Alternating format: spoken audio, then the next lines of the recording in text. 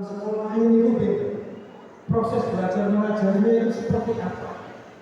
Terus kemudian kualitasnya murid-murid kita dan guru-guru kita hari ini di level mana? Sanggup nggak untuk kemudian murid-murid kita itu bertarung di level nasional bahkan di level internasional? Nah, kerjaan itu tiap hari itu sebelum dapat kecelakaan sejarah juga kemarin ditugaskan sebagai PJ Bupati Kudus di tahun 2024 ini. Jadi mungkin saya akan cerita sedikit persoalan ini. Tentu Bapak Ibu semua yang kami hormati, para kiai, para masyayikh, kita sudah sangat hafal. Kita sudah sangat hafal sejarah-sejarah di pesantren atau di Nahdlatul Ulama, bagaimana para kiai itu mendidik santrinya dengan kekhasannya masing-masing. Kita sangat paham satu cerita sejarah di mana Hadratus Syekh Kiai Haji Hasyim Asy'ari itu dididik oleh Kiai Khalil Bangkalan untuk gendong Nabi Khidir dari depan halaman pesantren masuk ke pesantren karena gara-gara nggak ada yang burung gendong seketoknya pengemis. Wong seketoknya kandungannya umur, wong seketoknya digeluk combogir, dia memang bukan pas dan bukan.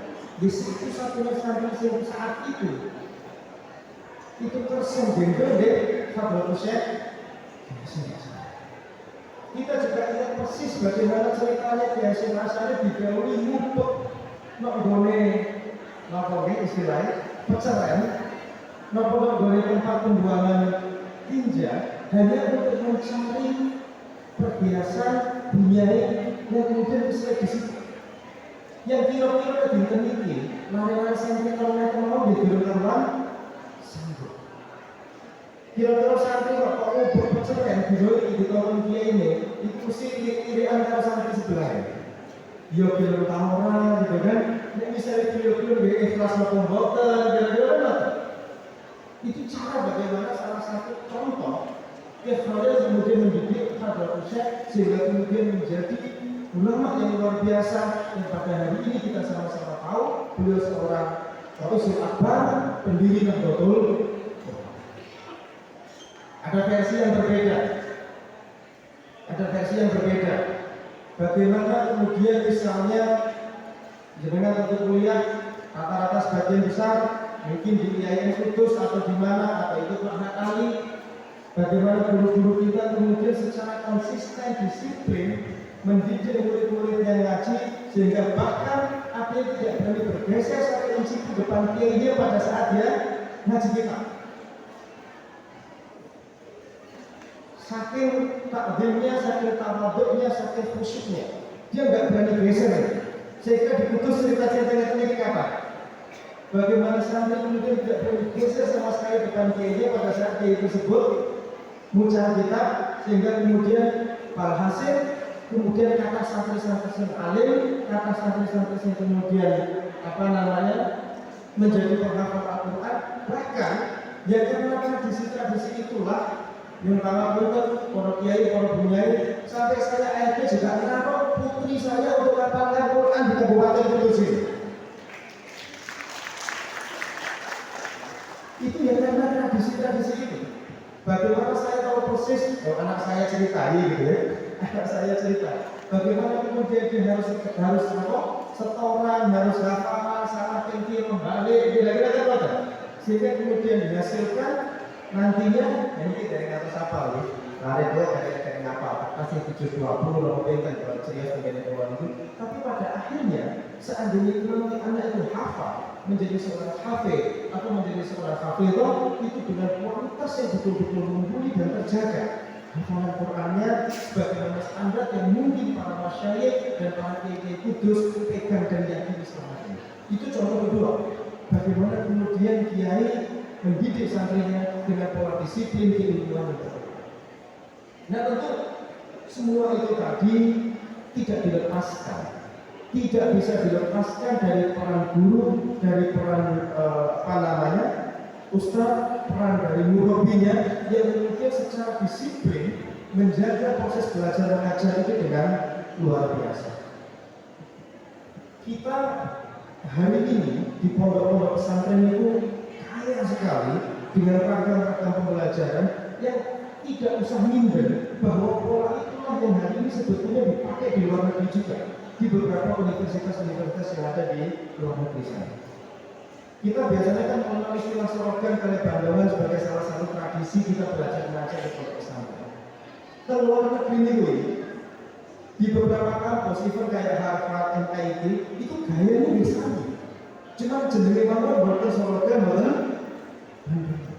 Tapi yang menjadi prinsip adalah bagaimana seorang murid, bagaimana seorang mahasiswa dia menguasai secara detail semua aspek substansi pembelajaran, dan itu harus dikasih di depan profesornya. Itu harus dikasih di depan profesornya, di depan kiai-kiainya. Nah, secara substansi slogan dan panduannya bisa dimengerti. Bagaimana seorang santri kemudian mau sekitar di hadapan kiainya, kalau kemudian salahnya dibetulkan sampai betul-betul nanti si santri tersebut dia mendapatkan pemahaman yang baik terhadap substansi-substansi keagamaan, dan itu sama sekali lagi dengan yang dilakukan oleh perguruan tinggi yang ada di luar negeri. Jadi kalau bicara dari sisi metodologi, bicara dari sisi cara, apa yang dilakukan kita di pondok pesantren kita dengan beberapa perguruan tinggi itu relatif sama. Hanya beda mungkin dari sisi pengistilahan, dan hanya beda dari sisi mungkin oh ini prosesnya ada di Kudus, ini prosesnya ada di Jombang, ini prosesnya ada di Amerika. Bedanya hanya di situ, tapi secara substansi sama.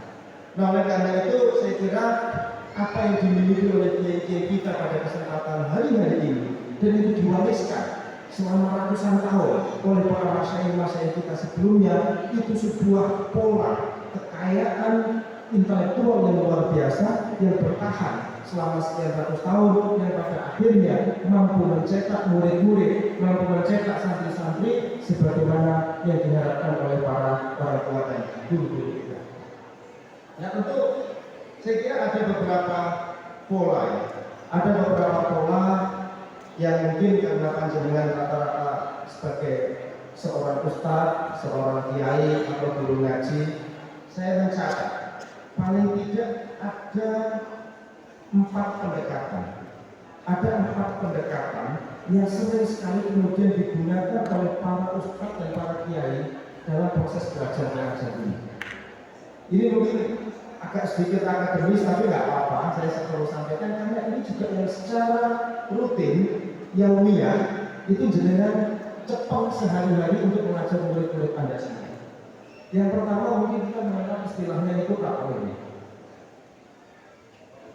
Pola pertama yang kita kenal mungkin itu kita mengenal itu dengan istilah takwil, di mana kemudian yang lebih dominan di situ adalah aktivitas belajar mengajarnya.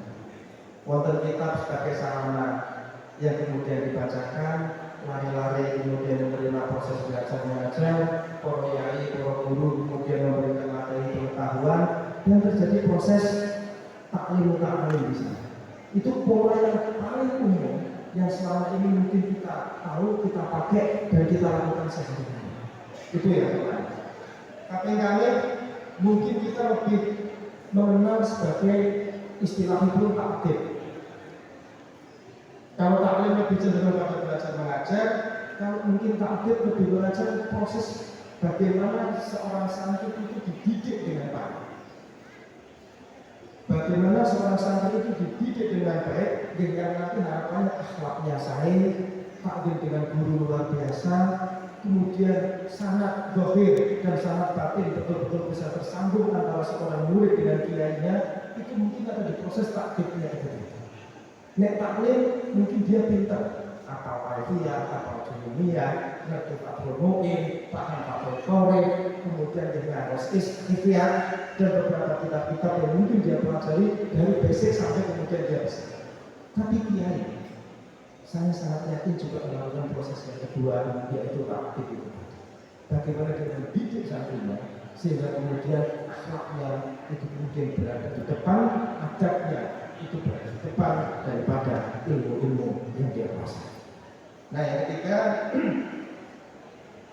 setelah taklim dan taklim ada fase yang ketiga, di mana biasanya kalau ini santri-santri itu sudah relatif agak senior, Ada istilah itu tadris.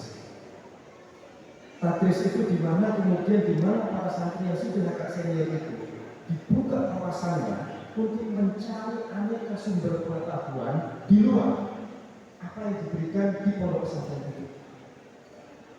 Saya pernah mendapatkan cerita dari Bapak Bapak Benjamin Yarios Kalimungu. Saya mengaji UP ke beliau itu ada kurang lebih sekitar 5 atau 6 tahun di Al-Fahri di Kalimungu. Beliau pernah cerita zaman Habib Nikomondo itu beliau baca Quran itu dengan 3 bahasa, baca informasi berita dengan 3 bahasa. Satu bahasa Indonesia, yang kedua bahasa Inggris, yang ketiga bahasa Arab. Niku zamannya Habib Nikomondo di Sarang. Kira-kira tahun pinter itu mungkin tahun 50-an atau tahun 60-an. Bayangkan, itu saja, itu sudah baca apa? Ya sudah. Oke, itu saja beliau sudah membaca itu di posisi tahun 60 atau 50. Nah, itu nama EDW yang saiki wis macamnya bahasa Indonesia itu males-malesan. Sehingga boro-boro kemudian tadris itu nampaknya sesuatu yang masih agak jauh dengan kita semua. Nah, saya kira karena waktu juga yang sudah menjelang maghrib dan sudah masuk maghrib, saya berharap para kiai, para ustadz, para guru-guru, satu, mereka mentaklim santri-santrinya, kaping kalih, kemudian juga mentaklim murid-muridnya, yang ketiga, menunjuk para murid-muridnya supaya saja tadris sehingga bisa menampung apa yang sudah diajarkan di proses pembelajaran mengajar dalam kelas ini. Kalau itu bisa kita lakukan, insya Allah apa yang dilakukan oleh Bapak Ibu semua dalam memberikan ilmu itu insya Allah akan manfaat di dunia wal akhirah. Dan kemudian ini akan membuat kita semakin berinovasi bagaimana memberikan yang terbaik buat murid-murid kita semua. Saya kira itu yang bisa kami sampaikan. Yang para punten kalau ada yang kurang berkenan, sekali lagi untuk kiai, mohon maaf kalau ada yang kurang berkenan. Assalamualaikum warahmatullahi wabarakatuh.